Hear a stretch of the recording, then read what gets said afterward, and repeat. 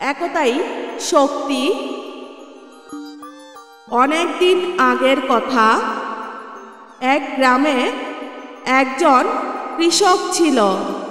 তার 3 সন্তান ছিল। তারা একে অপরের সাথে সবসময় ঝগড়া করত। কৃষকটি তাদের সঠিকভাবে শিক্ষা দিয়ে বড় করার চেষ্টা করতেন, কিন্তু তারা কৃষকটির কোনো কথাই শুনত না। তাই কৃষকটি সব সময় তাদের নিয়ে চিন্তা করত। সে ভাবত, কি করলে তারা ঝগড়া করবে না, কিভাবে তাদের ঝগড়া থেকে দূরে রাখতে পারি, কারণ অন্যরা তাদের এই ঝগড়া দেখে সুযোগ নিতে পারে। তাই তাদের মিলেমিশে থাকা উচিত। একদিন কৃষকটির মনে একটা বুদ্ধি এলো। সে তাদের ডাকলো, বলল, তোমরা সবাই কিছু লাঠি নিয়ে আসো। তারা সবাই লাঠি আনতে গেল এবং প্রত্যেকেই কিছু লাঠি নিয়ে আসলো। যখন তারা লাঠি নিয়ে আসলো, কৃষকটি লাঠিগুলোকে কয়েকটা করে বেঁধে ছেলেদের, সে প্রথম ছেলের হাতে লাঠি দিয়ে বলল, তুমি তোমার সব শক্তি দিয়ে এটি ভেঙে দেখাও। ও বাবা, এটা অনেক সহজ কাজ। এটা আমি 1 মিনিটের মধ্যেই ভেঙে দিতে পারি। আপনি এটি দেখতে চান বাবা? কৃষকটি মনে মনে হাসল।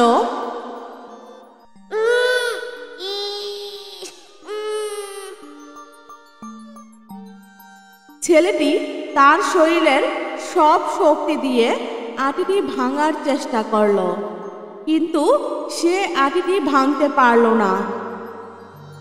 সে ক্লান্ত হয়ে পড়ল আর আটিটি তার বাবাকে দিয়ে দিল। কৃষকটি তার দ্বিতীয় ছেলের কাছে গেল। তুমি কি এই আটিটি ভাঙতে পারবে? বাবা, এটা তো অনেক সহজ কাজ। আমি এটি কিছুক্ষণের মধ্যেই ভেঙে দিচ্ছি। সে দেখল তার দ্বিতীয় ছেলেটিও অনেক চেষ্টা করছে আটিটি ভাঙার জন্য। কিছুক্ষণ পর দ্বিতীয় ছেলেটি বুঝতে পারল এই আটিটি ভাঙা তার পক্ষে সম্ভব নয়। তাই আটিটি তার বাবাকে ফেরত দিয়ে দিল। এখন তৃতীয় ছেলের পালা। কৃষকটি তার তৃতীয় ছেলের কাছে চলে গেল। তুমি কি এই আটিটি ভাঙতে পারবে? তোমার 2 ভাই এটা ভাঙতে পারেনি। ও বাবা, এটা অনেক লজ্জাজনক। তারা এটা ভাঙতে পারেনি কারণ তারা দুর্বল। আমি অনেক শক্তিশালী। আমি আটিটি ভাঙতে পারবো কিছুক্ষণের মধ্যেই।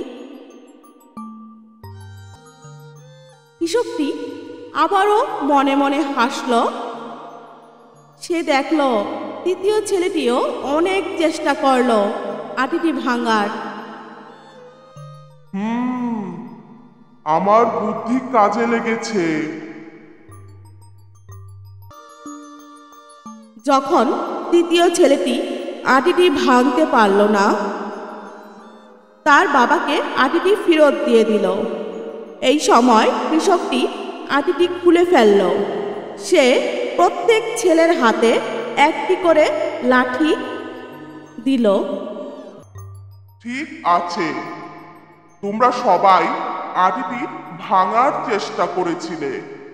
এখন তোমরা কি এই একটি লাঠি ভাঙতে পারবে? সত্যি তার কথা না শেষ করতে করতেই ছেলেগুলো তাদের লাঠি ভেঙে ফেলল।